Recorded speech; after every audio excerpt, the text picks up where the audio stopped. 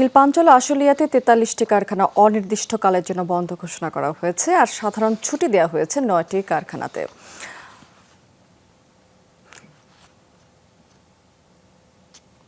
এদিকে গাজীপুরের বাঘের বাজার এলাকাতে মহাসড়ক অবরোধ করে বিক্ষোভ করে গোল্ডেন রিফিট গার্মেন্টস লিমিটেডের শ্রমিকেরা। সকালে ১২ দফা দাবি জানিয়ে কারখানার সামনে অবস্থান নিয়েছেন তারা। পরে অবরোধ করে ঢাকা ময়মনসিংহ মহাসড়কে। এ সময় ২.৫ ঘন্টার মতো বন্ধ থাকে যান চলাচল। অন্তত ৩টি কারখানা বন্ধ রয়েছে।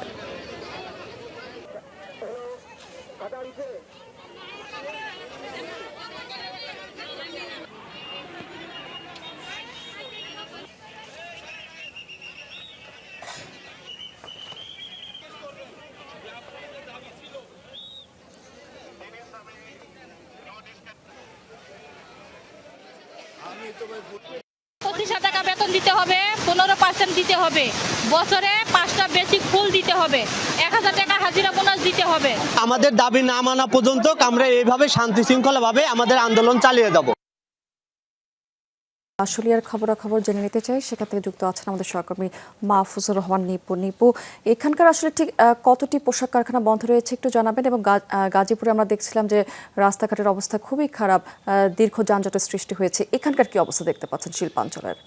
ওয়ালটন টেলিভিশন মাত্র ২৫,৪৯০ টাকায় পাচ্ছেন গুগল টিভি।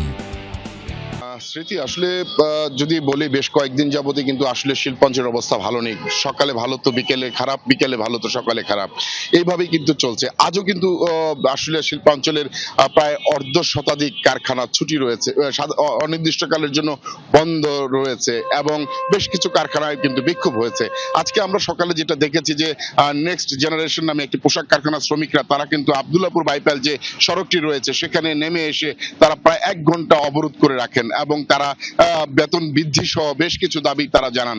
তারা এই আন্দোলন চালিয়ে কিন্তু যাচ্ছেন একের পর এক এবং অন্যান্য পোশাক কারখানাও কিন্তু আমরা শুনেছি বিভিন্ন দাবিতে কর্মবিরতি করেছে। তো দুপুরের পর আবার সেসব কারখানার শ্রমিকরা কিন্তু তারা তাদের যে বাসায় ফিরে যায়। আর এছাড়া অন্যান্য পোশাক কারখানা বা অন্যান্য যে এলাকা রয়েছে সেখানে কিন্তু পোশাক কারখানাগুলো শতভাগ স্বাভাবিকভাবেই উৎপাদন শুরু হয়েছে। আসলে অধিকাংশ কারখানায় কিন্তু উৎপাদন শুরু হয়েছে এবং তারা উৎপাদন চলছে। শ্রমিকরা সকালে কাজে যোগ দিয়ে তারা কিন্তু উৎপাদন চালিয়ে যাচ্ছে।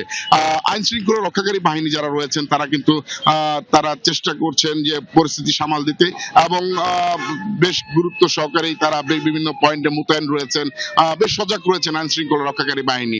তো সবকিছু মিলিয়ে যদি বলতে চাই আসলে শিল্পাঞ্চলের বর্তমান পরিস্থিতি যদি বলতে চাই, এখন 50টিরও বেশি পোশাক কারখানা অনির্দিষ্টকালের জন্য বন্ধ রয়েছে, বাকি সব পোশাক কারখানা উৎপাদন চলছে। স্মৃতি। নিপু, অনেক ধন্যবাদ আপনাকে।